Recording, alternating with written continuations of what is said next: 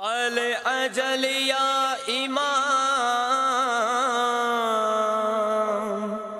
يا إمام زمان یا رب محمد وآل محمد صلی علی محمد وآل محمد وعجل فرج آل محمد صلی اللہ علیہ وآلہ وسلم۔ بسم اللہ الرحمن الرحیم۔ یا کاشف الکرب عن وجہ الحسین علیہ السلام، اکشف کربی بحق اخیک الحسین علیہ السلام۔ یا رب محمد وآل محمد صلی علی محمد وآل محمد وعجل فرج آل محمد صلی اللہ علیہ وآلہ وسلم۔ میرے بھائیوں، جو لوگ ان ویڈیوز کو سنتے آ رہے ہیں یا جو ابھی سننا شروع کیا ہے جنہوں نے آج پہلی دفعہ اس ویڈیو کو سننا ہے، تو میں آپ کو بتاتا چلوں کہ ہماری گفتگو چل رہی ہے حالات حاضرہ پر، اور ہم اس سے یہ نتیجہ اخذ کر رہے ہیں کہ یہ ایک بڑی تباہی کا پیش خیمہ ہے، اور اس وقت میں وہ کون سی پاک ذات ہے جس کی پناہ آپ کے لیے سفینہ نجات ہے۔ تو میرے بھائیوں، جیسے کہ گفتگو چلتی رہی اور اب مزید بھی اس پر بات یہی ہوتی رہے گی کہ وہ کون پاک ذات ہیں، اور ان سے توسل اور ان سے رابطہ کیسے قائم کیا جا سکتا ہے، اور ان سے رابطے کی کیا راہیں کھلی ہیں یا نہیں۔ تو سامعین،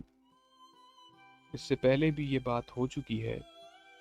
کہ انسان اپنی زندگی میں کچھ مقاصد کو پرائورٹائز کرتا ہے، انہیں ترجیح پر رکھتا ہے۔ اب ہمیں یہ جاننے کی ضرورت ہے کہ ہم نے اپنی زندگی میں کس چیز کو مقصد بنایا ہے۔ کیا مقصد ہمارا پیسہ ہے؟ کیا مقصد ہماری دولت ہے، گھر ہے؟ کیا مقصد ہماری اولاد ہے؟ کیا مقصد کوئی اور ہے؟ تو عام دنیا دار شخص کے لیے، جو دنیا دار ہے اور میری طرح ہے، اس کے لیے اس کے چند مقاصد ہوتے ہیں دنیا میں، جیسے کہ بڑا ہوا والدین نے دماغ میں ایک بات فکس کر دی کہ میرا بچہ بڑا ہو کر پائلٹ بنے گا، یا میرا بچہ بڑا ہو کر کوئی افسر بنے گا، وغیرہ وغیرہ۔ اس طرح کی باتیں بچپن میں ہمارے دماغ میں فیڈ کی گئی، اور انہی کو لے کر چلتے چلتے چلتے ہم بڑے ہوتے گئے، اور آخر ہم اس نتیجے پر آ گئے کہ ایک چیز جو بچپن میں ہمیں سکھائی جا رہی تھی، اب وہ پوری طرح ہمارے دماغ میں فٹ ہو چکی ہے، اب اس کے علاوہ ہمیں کچھ نظر نہیں ہے۔ اور کچھ لوگ ایسے ہوتے ہیں جن کی پرائورٹیز چینج ہو جاتی۔ اب سامعین، میرے بھائیوں، ہم مسلمان پیدا ہوئے، اور خداوند متعال کا یہ کرم ہے جس کا ہم کبھی شکر ادا کر ہی نہیں سکتے، چاہے جتنا بھی کریں، کہ اس پاک ذات نے ہمیں اہل بیت علیہ السلام کے چاہنے والوں میں سے قرار دیا، اور یہ اس ذات کا اتنا شکر ہے کہ جس کا اندازہ اور جس کا تخمینہ لگایا نہیں جا سکتا، اور یہ ساری زندگی اگر ہم سجدے میں پڑے رہیں تو اس کو ہم ادا نہیں کر سکتے۔ مقصد بات کرنے کا صرف یہ ہے کہ ہم نے اپنی زندگی میں پرائورٹی کس چیز کو دی ہے۔ ہم نے ترجیح دین کو دی ہے یا دنیا کو دی ہے؟ اگر تو ہم نے ترجیح اپنی دنیا کو دی ہے تو پھر دین ہمیں مذاق لگے گا، یہ ہمیں صرف کھیل لگے گا، اور بس یہ ایک ایسے ہے جیسے ایک چیز ہمارے ساتھ اٹیچ کر دی گئی ہے، اور پھر اس کی کوئی اہمیت کا اندازہ ہمیں نہیں ہو۔ اور اگر ہماری ترجیح ہمارا دین ہے تو پھر اس کے ساتھ ہمیں ہر چیز فنا لگے گی اور عیب لار لگے گی، جیسے کہ دنیا فنا ہے اور بے شک ہے، یہ اسی طرح ہمیں با عیب لگے گی۔ اب جس نے اپنے دین کو ترجیح پر رکھا ہے اور ہر چیز پر اپنے دین کو ترجیح دی ہے، وہ شخص یا وہ بندہ ایک حق کی راہ پر ہے، کیونکہ دین سے مراد فقط اور فقط یہ پاک ازوات مقدسات علیہ الصلوۃ والسلام۔ میرے بھائیوں، میں یہاں پر کسی سے کوئی بحث و مباحثہ کرنے کے لیے نہیں آتا، نہ میری گفتگو کسی بحث و مباحثے پر ہوتی ہے۔ میری گفتگو ہے تو صرف لاجک پر ہے، اور میری گفتگو صرف اس دور کے شیعان حیدر کرار علیہ السلام ان سے ہے، جو اس دور کے شیعہ ہیں۔ میری گفتگو صرف ان سے ہے جو یہ ایمان رکھتے ہیں کہ ہمارے وقت کے امام زمانہ علیہ الصلوۃ والسلام ہیں، اور جو یہ ایمان رکھتے ہیں کہ وہ انہوں نے آنا ہے۔ یعنی کہ میری گفتگو کا پوائنٹ شیعہ اثنا عشری ہیں، جو 12 ائمہ معصومین علیہ الصلوۃ والسلام کی ولایت کے قائل ہیں، ان پر یقین رکھتے ہیں۔ اس لیے میرا ہر سوال، میری ہر بات ان لوگوں سے ہے، ان اشخاص سے ہے، ان میرے بھائیوں سے ہے جو صرف اور صرف شیعان آل محمد علیہ الصلوۃ والسلام، اور کسی سے میری کوئی گفتگو نہیں، اور کسی سے کوئی دل کا درد نہیں، کوئی درد دل نہیں، اور کسی کی کوئی بھی تباہی و بربادی کا کوئی دکھ نہیں۔ اور اس کے بعد کے پیچھے مقصد صرف اور صرف اپنے مولا کی خوشنودی، کہ میں اپنے وقت کے امام زمانہ علیہ الصلوۃ والسلام کی بارگاہ میں کچھ ایسی چیز حاصل کر لوں کہ میرے مولا مجھ سے کچھ ایک لمحے کے لیے بھی مسکرا جائیں، اور وہ لمحہ میری زندگی کا نچوڑ ہو۔ میں بات اس لیے کرتا ہوں، یا مولا مجھے توفیق اس لیے دیتے ہیں کہ میری کسی ایک بات کی وجہ سے، جو کہ مولا کی طرف سے عطا کرتا ہے، اس میں کوئی بات میری نہیں ہے، کیونکہ میں بذات خود ایک جاہل شخص ہوں۔ علم کے ساتھ میرا کوئی دور دور تک لینا نہیں ہے، صرف ہمارے پاس معلومات ہیں، اور مولا کی توفیق ہے جو مولا نے دی ہوئی ہے، اور مولا ڈیوٹی لے رہے ہیں، بشرط یہ کہ آپ کرنے والے۔ بہرحال اتنی لمبی تمہید جو میں نے باندھ دی، اس کے لیے آپ سے معذرت خواہ ہوں۔ ان سب باتیں کرنے کا مقصد صرف اور صرف اس چیز کو اجاگر کرنا اور اس شعور کو بیدار کرنا ہے کہ ہمارے وقت کے امام زمانہ علیہ الصلوۃ والسلام، امام زمانہ عجل اللہ فرجہ الشریف، قائم آل محمد علیہ الصلوۃ والسلام ہی بقا ہیں، وہی نجات ہیں، انہی کے ساتھ نجات ہے، اور وہی اس دور کے علی علیہ الصلوۃ والسلام، اس دور کے حسن علیہ الصلوۃ والسلام، اس دور کے پاک محمد مصطفیٰ صلی اللہ علیہ وآلہ وسلم، اور اس دور کے حسین علیہ الصلوۃ والسلام ہے۔ اور آج بھی وہی صدا ہے جو کربلا میں استغاثہ تھا، آج بھی وہی استغاثہ ہے، حل من ناصر ینصرنا، اور وہ استغاثہ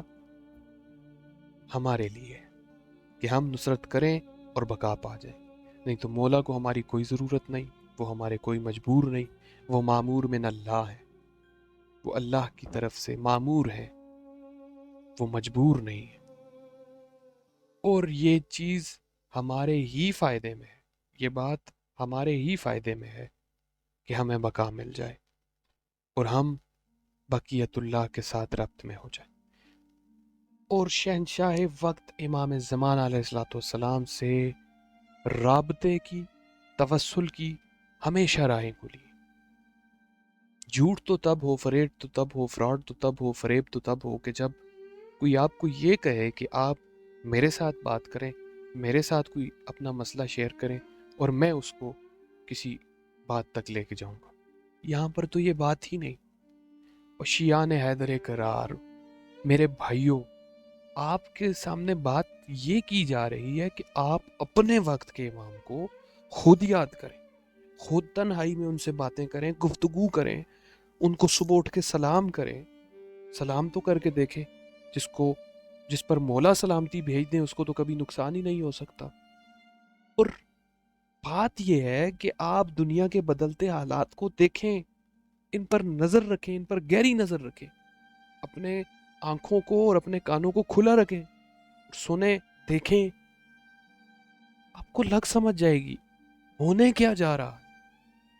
اور یہ کوئی پریڈکشن نہیں ہے، ویسے تو حدیث پاک میں آپ غیبت کبریٰ کے حوالے سے حدیث پاک اٹھا کر دیکھیں تو اس میں بہت ساری باتیں لکھی گئی ہیں، اور جب پتہ ہے کہ یہ مذہب حق ہے، یہ مذہب حق کا ہے، ہم حق پر ہیں، اور ہمارے امام، ہمارے شہنشاہ وقت کے امام موجود ہیں اور ہمیں دیکھ رہے ہیں،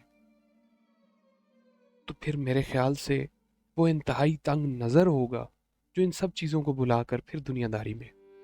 چلا جائے۔ آپ کو دنیا چھوڑنے کا کوئی نہیں کہہ رہا، آپ کو کوئی یہ نہیں کہہ رہا کہ آپ اپنا کھانا پینا چھوڑ دیں، اپنے بچوں کی پرورش چھوڑ دیں، نوکری چھوڑ دیں، گھر چھوڑ دیں اور گوشہ نشین ہو جائیں، کبھی قطعاً آپ کو یہ نہیں کہا جا رہا۔ صرف ایک بات ہے، اور وہ بھی خدا کی قسم ہمارے ہی فائدے میں، صرف ہمارے فائدے میں، کہ ہم اپنے مولا سے رابطہ قائم کر لیں، ہم اپنے امام سے رابطہ قائم کر لیں، کم از کم اتنا کر لیں، کچھ اس طرح کر لیں، کچھ ایسا خلوص کے ساتھ کر لیں کہ ان کی پاک زیارت سے شرف یاب ہو جائیں، وہ دیکھ سکیں اور بتا سکیں یہ ہمارے مولا ہے۔ اور مجھے اتنا یقین ہے کہ جب ہم اپنے مولا کو ان کی زیارت سے شرف یاب ہو جائیں گے تو پھر ہماری آنکھوں میں اور کوئی سمائے گا نہیں، ہمارا پھر دل کسی پہ آئے گا نہیں، اور نہ ہم نے اپنے دل کو کسی پر آنے دینا ہے، کیونکہ وقت کی حجت وہ ہیں۔ ان کو یاد کریں، ان کے لیے وقت نکالیں، مولا کے لیے کچھ کریں، مولا کے لیے کام کریں، دعا کریں ان کے ظہور پاک کی تعجیل کے لیے، اور دعا کریں کہ ان کے راستے ہموار ہوں۔ اچھا منتظر وہی ہے، اور منتظر وہی ہے جو ایک لمحے کو لیے بھی چین سے نہ بیٹھے، اس کے دل میں، اس کی سوچ میں اس کے مولا ہوں، سوار ہو جائے سوچ مولا کی ذہنوں پر، اور اپنے لہو کے گھونٹ پیے۔ وہ ہے منتظر، وہ ہیں انتظار کرنے والے، اور یہ وہی لوگ ہیں جس کے بارے میں قرآن میں بھی اللہ کہہ رہا ہے انتظار کرو، میں بھی تمہارے ساتھ انتظار کروں، کہ وہ بقیت اللہ ہیں، وہ اللہ کا بقیہ ہیں۔ ان باتوں کو سوچئے ذرا، تنہائی میں ان ذات مقدسات کو سوچیں تو صحیح، ذرا سوچ کے دیکھیں کہ یہ کون ذات مقدسات ہیں، اللہ کا ان سے کیا رشتہ ہے، وہ ان سے اتنا محبت کرتا ہے، یہ اس سے اتنی محبت کرتے ہیں، پھر یہ ہم سے اتنی محبت کیوں کرتے ہیں؟ ذرا سوچیں، تانے بانے کھولیں، اللہ تعالیٰ آپ کے ذہن کو کھول دے گا، اور خدا تعالیٰ کی بارگاہ میں ہمیشہ استغفار کریں، اور استغفار مومن کے لیے بہت مجرد وظیفہ ہے، یہ اس کو ہر وقت کرنا چاہیے، اور ان ذات مقدسات سے معافی کے طلبگار ہو جائیں، اور مولا کی بارگاہ میں حاضر ہو جائیں، اور خود کو ایک بلینک پیپر کی طرح، ایک خالی صفحے کی طرح پیش کر دیں کہ مولا مجھے کچھ پتا نہیں ہے، میں کچھ نہیں جانتا، میں اس دنیا کے پلندوں میں اس قدر پھنس چکا ہوں کہ مجھے سمجھ ہی کچھ نہیں آ رہی، میرے آقا میری رہنمائی فرمائیے، مولا آپ ہادی ہیں، ہدایت دینے والے ہیں، مالک مجھے ہدایت دیجیے، میرے شہنشاہ میں ہدایت کا طلبگار ہوں، میں آپ سے محبت کرتا ہوں مولا، لیکن انجانے میں مجھ سے گناہ سرزد ہو جاتے ہیں، مولا مجھے اپنی پناہ میں لیجیے تاکہ مجھ سے یہ چیزیں دور ہو جائیں، اور میں کوئی ایسا عمل نہ کروں جو آپ کی ناراضگی کا باعث ہو، جو آپ کی خفگی کا باعث ہو۔ مولا غلطیاں مجھ میں ہیں، کوتاہیاں مجھ میں ہیں، مالک میں دور ہوں آپ سے، آپ دور نہیں ہیں، مالک غیب تو اصل میں ہوں، آپ تو نہیں ہیں، مالک آپ تو حکومت کر رہے ہیں، حکومت فرما رہے ہیں، مولا ظاہر ہے بہت سے خوش نصیب لوگ ہیں جو آپ کے عاشق ہیں، مولا آپ سے محبت کرتے ہیں، مالک وہ آپ کی زیارت سے بھی شرف یاب ہوتے ہیں، مولا مجھ پر کرم کر دیجئے آقا، آپ کے بغیر ایک لمحہ بھی جو مشکل ہے مولا نہیں گزارا جا سکتا، مالک ڈرا رہی ہے یہ دنیا، خوف ہے میرے دل میں آقا، کرم کیجئے مولا، رحم کیجئے مولا، میں آپ کی رعیت میں ہوں، مالک میں جانتا ہوں میں آپ کی اچھی رعیت نہیں ہوں مولا، مالک آپ تو کریم ہے مولا، میں گنہگار ہوں، میں انتہائی نچلے درجے کا انسان ہوں مالک جیسا بھی ہوں آپ کا ہوں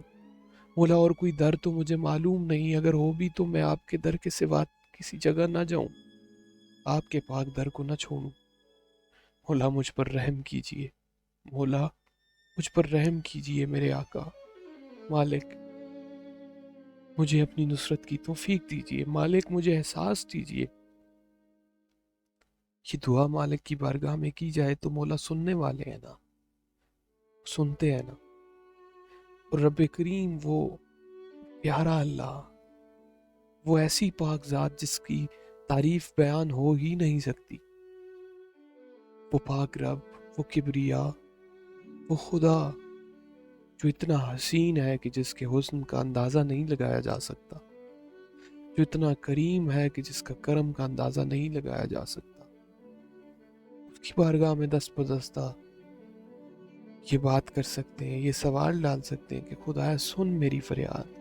کیونکہ تو فریادیوں کی فریاد سنتا ہے، تو سمیع البصیر ہے، تو سریع اور رضا ہے۔ میرے گناہوں کو معاف فرما اور مجھ سے راضی ہو جا خدایا، مجھے ہدایت دے۔ اللہ ضرور میں بھٹکا ہوا ہوں، پر خدایا تیری بارگاہ میں تو کسی چیز کے لیے اندھیر نہیں۔ اللہ میرے گناہ ہیں جو مجھ سے سرزد ہو گئے، انجانے میں ہو